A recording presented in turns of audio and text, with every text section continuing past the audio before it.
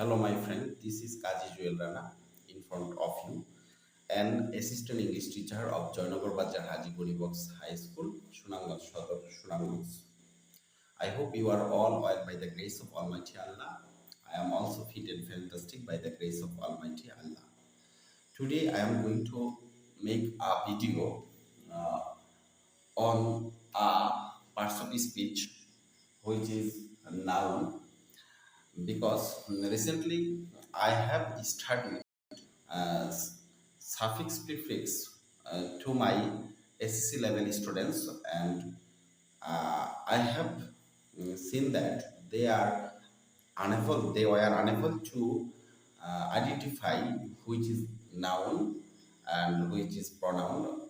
Like they were unable to identify the parts of speech, and to identify the parts of speech is very important to complete suffix prefixes. Okay, and another point is there is a grammatical point in class 6 which is identifying the parts of speech. So to know or to have command identifying the parts of speech is not only beneficial for the students of SSC level but also beneficial for the student of class 6. So and um, it is beneficial for all the classes students like class 6, 7, 8, 9 or whatever. So I am making this video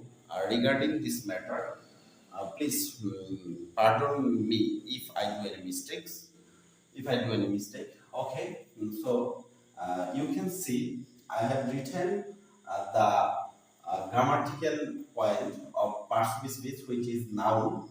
আমরা জানি noun এর বাংলা হচ্ছে বিশেষ্য, নাউনের বাংলা হচ্ছে বিশেষ্য। আমি বাংলায় লিখেছি যে ওয়ার্ড বা শব্দ দ্বারা কোনো ব্যক্তি, বস্তু বা প্রাণীর নাম বোঝায় তাকে নাউন বা বিশেষ্য বলে। So a noun is a naming word or a word which indicates someone's or something's name is called noun. So this noun is the noun are there are two kinds of noun. There are two kinds of noun which are concrete noun and another is abstract noun. Noun হচ্ছে দুই প্রকার, একটা হচ্ছে concrete noun যেটা হচ্ছে ইন্দ্রিয় গ্রাহ্য বিশেষ্য, আর আরেকটা হচ্ছে অ্যাবস্ট্রাক্ট নাউন গুণবাচক বিশেষ্য। তো এর মধ্যে বন্ধুরা কনক্রিট নাউন যেটা রয়েছে সেটাকে ইন্দ্রিয় গ্রাহ্য কেন বলছি? দেখেন বন্ধুরা, আমাদের we have five sense along with our sixth sense which is our brain. তো আমাদের কিন্তু পাঁচটা ইন্দ্রিয় রয়েছে যেটাকে আমরা পঞ্চম ইন্দ্রিয় বলি। সেগুলো কি কি? These are our ear, I mean কান, our tongue, জিহ্বা, our nose, নাক, and our eye, চোখ, and last but not least our আমাদের যে ত্বক, আবরণ, I mean আমাদের স্কিন, এগুলি হচ্ছে আমাদের পঞ্চম ইন্দ্রিয়। তো আমরা দেখতে পাবো কোনো না কোনোভাবে আমরা কনক্রিট নাউন হচ্ছে ওইগুলো যেই নাউন বা যে সকল বস্তুর নামগুলোকে বা যে সকল বস্তুকে আমরা আমাদের পঞ্চম ইন্দ্রিয় দ্বারা মানে ধরতে পারবো, দেখতে পারবো, ছুঁতে পারবো, সেগুলো হচ্ছে কনক্রিট নাউন। অর্থাৎ আমরা বলতে পারি কনক্রিট নাউন হচ্ছে ওই সকল নাউন যাদেরকে ধরা যায়, ছোঁয়া যায়, দেখা যায় আমাদের পঞ্চম ইন্দ্রিয় দ্বারা। এর জন্য এটাকে বলা হচ্ছে ইন্দ্রিয় গ্রাহ্য বিশেষ্য। তো প্রথমে আমরা ইন্দ্রিয় গ্রাহ্য বিশেষ্যকে আবার there are four kinds of concrete noun or we can say concrete noun কে চারটা ভাগে ভাগ করা হয়। লাইক এক নম্বর হচ্ছে প্রপার নাউন যেটাকে বাংলা বলছি আমরা নামবাচক বিশেষ্য, দুই নম্বর হচ্ছে কমন নাউন যেটাকে জাতিবাচক বিশেষ্য বলে, তিন নম্বর হচ্ছে কালেক্টিভ নাউন যেটাকে হচ্ছে সমষ্টিবাচক বিশেষ্য বলে, চার নম্বর হচ্ছে ম্যাটেরিয়াল নাউন বস্তুবাচক বিশেষ্য বলে। তো প্রপার নাউন বিষয়টা কি একটু আমরা বোঝার চেষ্টা করি যে প্রপার নাউন কাকে বলে? যে নাউন দ্বারা কোন ব্যক্তি, বস্তু বা প্রাণীর নির্দিষ্ট নাম বোঝায় সেটাকে বলা হচ্ছে প্রপার নাউন বা নামবাচক বিশেষ্য। কেমন দেখেন, আমার নাম, my name is Kazi Jewel Rana, and I have many students and their names are many like Rohim, Korim, Jobbar. It's like I have saying the names of our heroes of language movement. তো রহিম, করিম, জব্বার এগুলো হচ্ছে আমাদের যেমন ভাষা শহীদদের নাম। তো এরকমই আমাদের অনেক ছাত্র আছে, সালেহিন, লাবিব, সিক্সে রয়েছে আমার তাজ, আর আরো রয়েছে আব্দুল্লাহ। তো এই যে বিভিন্ন ব্যক্তির নাম, এগুলি হচ্ছে নির্দিষ্ট করে, অর্থাৎ যে নাম যদি সে ব্যক্তি হয়, আপনি নির্দিষ্ট একটা, প্রত্যেকটা ব্যক্তির নির্দিষ্ট নাম রয়েছে, তাকে আপনি ডাকলে সে শুনতে পাবে। ঠিক তেমনি আমাদের এই যে দেশ, আমাদের কান্ট্রিতে অনেকগুলি শহর আছে, সেই শহরের কিন্তু নির্দিষ্ট নাম আছে। ঢাকা শহর, আমি যেমন সুনামগঞ্জ শহরে বাস করি, সিলেট শহর, চট্টগ্রাম শহর, বরিশাল, কুমিল্লা। আমাদের অনেক জেলা রয়েছে, উপজেলা রয়েছে, যে সেগুলির নির্দিষ্ট নির্দিষ্ট করে প্রত্যেকটা নাম রয়েছে। তাহলে এই যে জায়গাগুলোর নির্দিষ্ট নাম, ব্যক্তিগুলোর নির্দিষ্ট নাম, যেমন ফুলের কথা ধরেন, ফুল যেমন গোলাপ ফুল, জবা ফুল, রজনীগন্ধা ফুল। তো প্রত্যেকটা ব্যক্তি, বস্তু বা প্রাণীর যে নির্দিষ্ট নামগুলি রয়েছে সেগুলি হচ্ছে প্রপার নাউন, যেমন বা নামবাচক বিশেষ্য, যেমন রহিম, করিম, জব্বার, ঢাকা, এগুলি। এরপরে আসি যে কমন নাউন বা জাতিবাচক বিশেষ্য কোনগুলি। জাতিবাচক বিশেষ্য হচ্ছে ওইগুলো যেগুলো দ্বারা আসলে পুরো একটা এক শ্রেণীর ব্যক্তি বা বস্তুর প্রত্যেককে সাধারণভাবে বোঝায়। এক শ্রেণী ব্যক্তি, বস্তু বা প্রাণীর প্রত্যেককে সাধারণভাবে বোঝায়। যেমন সহজভাবে যদি বলি যে আমার জন্মস্থান সুনামগঞ্জ শহর, আমি বড় হয়েছি ঢাকা শহরে, কিন্তু সুনামগঞ্জ শহর, ঢাকা শহর, অর্থাৎ they are called city or town. উভয়কে, তাদের দুইজন, সিলেট, সুনামগঞ্জ বা ঢাকা, উভয়কে কিন্তু সিটি বলতেছে। অর্থাৎ সিটি দ্বারা আমরা চট্টগ্রাম, ঢাকা, সুনামগঞ্জ, কুমিল্লা, বরিশাল সকলকে বুঝতে পারি। অর্থাৎ এটা দ্বারা দেখা যাচ্ছে এক জাতীয় বা এক শ্রেণীর সকল ব্যক্তি বা বস্তু, প্রাণীকে বোঝাচ্ছে। যেমন একটু আগে আমি বললাম যে রজনীগন্ধা, জবা, গোলাপ এগুলো হচ্ছে প্রপার নাউন, কিন্তু এরা তো দিন শেষে সবাই ফুল, আই মিন ফ্লাওয়ার। তাহলে এরা সবাই হচ্ছে আপনার, এই ফ্লাওয়ার শব্দটা হচ্ছে কমন নাউন, যেটা দ্বারা এক জাতীয় সকলকে বোঝায়। তারপরে মনে করেন এই যে আমার যে কতগুলি স্টুডেন্টস আছে, এরা কিন্তু দিন শেষে সবাই মানুষ, হিউম্যান বিংস।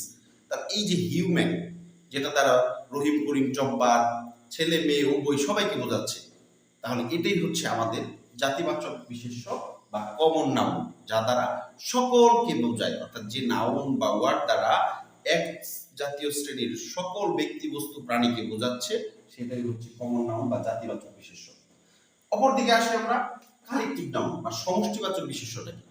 কালেকটিভ নাউন বা সমষ্টিবাচক বিশেষ্য হচ্ছে যে ওয়ার্ড বা শব্দ দ্বারা দুইয়ের অধিক ব্যক্তি, বস্তু বা প্রাণীর নামকে বোঝায়। অর্থাৎ যে ওয়ার্ড দ্বারা দেখা যাচ্ছে আপনার এক জাতীয় কতিপয় ব্যক্তি বা বস্তুর অবিভক্ত সমষ্টিকে বোঝায়। এক জাতীয় কতিপয় ব্যক্তি, বস্তুর অবিভক্ত, মানে তারা বিভক্ত না, এক জাতীয় একটা গ্রুপ, একটা দলকে বোঝায়।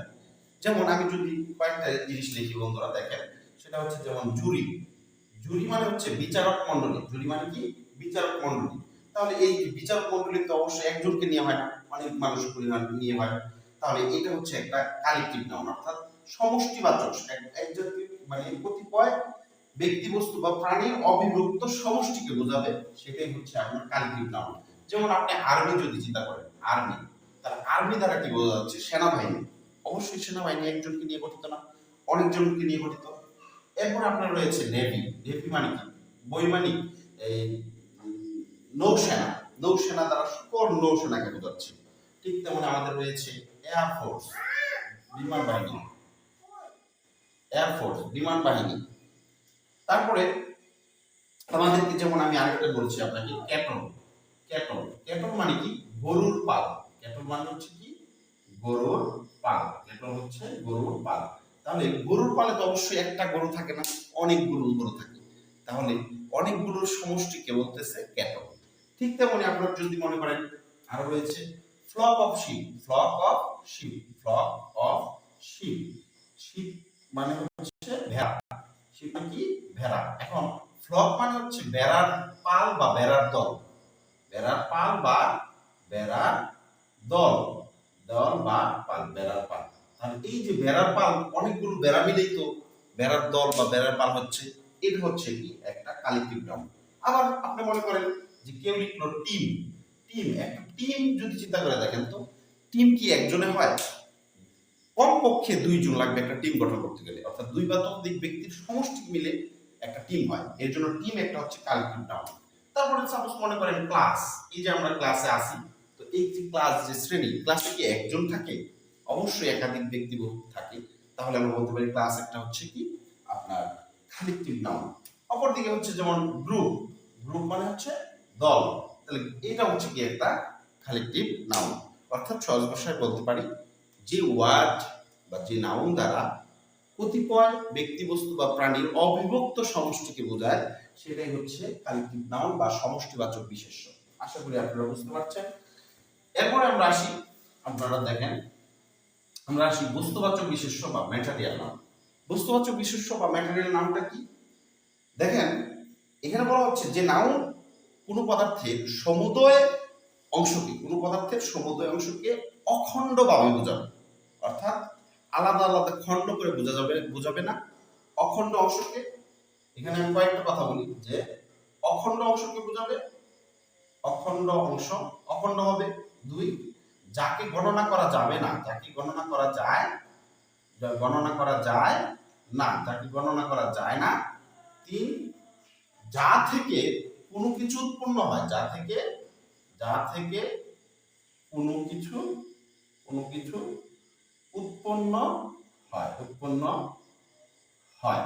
লাইক আপনি দেখেন তো, আপনি যদি আয়রনের কথা ধরেন, আয়রন, গোল্ড, হ্যাঁ, তারপর হচ্ছে আপনার সিলভার, এগুলো কি আপনি আলাদা করে বলতে পারবেন যে এখানে তিনটা আয়রন আছে, তিনটা গোল্ড আছে, তিনটা বা দুইটা সিলভার আছে? এটা হচ্ছে আনকাউন্টেবল, অর্থাৎ গণনার অযোগ্য, তাকে কিন্তু গণনা করা যায় না।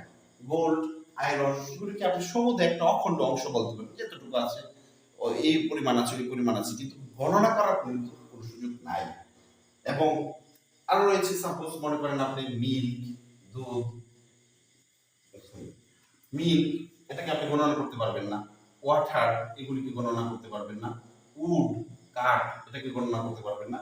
কিন্তু দেখেন এগুলি দ্বারা কিন্তু আপনি বিভিন্ন জিনিস উৎপন্ন করতে পারবেন, যেগুলো যা থেকে কোনো কিছু উৎপন্ন হয়, কোনো কিছু কি হয়, উৎপন্ন হয়, কোনো কিছু উৎপন্ন হয়, যা থেকে কি কোনো কিছু উৎপন্ন হয়, যাকে গণনা করা যায় না এবং যা দ্বারা কোনো পদার্থের সমুদয় অংশকে অখণ্ডভাবে বোঝায়, সেটা হচ্ছে ম্যাটেরিয়াল নাউন।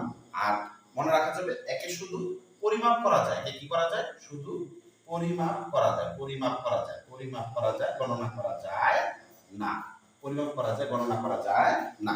তাহলে আমরা বলতে পারি ম্যাটেরিয়াল নাউন হচ্ছে ওই সকল নাউন যা দ্বারা কোনো পদার্থের সমুদয় অখণ্ড অংশকে বোঝায়, যাকে গণনা করা যায় না, যা থেকে কোনো কিছু উৎপন্ন হয় এবং যাকে পরিমাপ করা যায়, গণনা করা যায় না।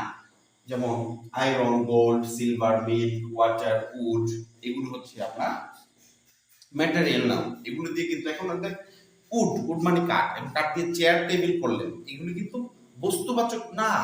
চেয়ার টেবিল এগুলো হচ্ছে একটা আসবাবপত্রের নাম, এগুলোকে আপনি বলতে পারেন টেবিল, টেবল, চেয়ার, এগুলো হচ্ছে আপনার প্রপার নাউনের মতো।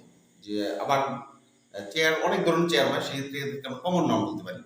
তো কিন্তু এরা আপনার ম্যাটেরিয়াল নাউন না, এরা ম্যাটেরিয়াল নাউন না, কারণ এগুলিকে, চেয়ার টেবিলকে গণনা করা যায়, তাদেরকে পরিমাপ করতে হয় না, গণনা করা যায়। আশা করি এই পর্যন্ত বুঝতে পারছেন। ধন্যবাদ।